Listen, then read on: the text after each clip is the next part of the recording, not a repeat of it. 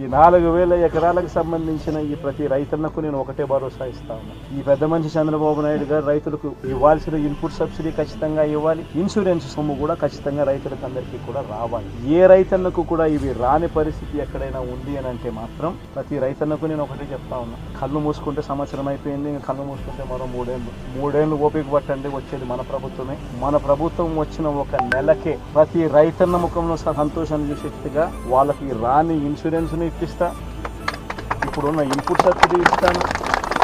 ఇవ్వడమే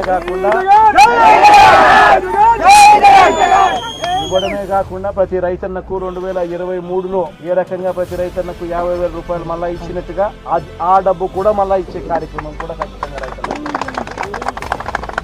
ప్రతి రైతన్నకు నేను భరోసా ఇచ్చి నేను ఈ విషయం చెప్తా ఉన్నాను. అధికారంలో మనం లేము, ప్రతిపక్షంలో మనం ఉన్నాం. అంతో ఇంతో చేసే కార్యక్రమం మాత్రం ఖచ్చితంగా చేసే కార్యక్రమం.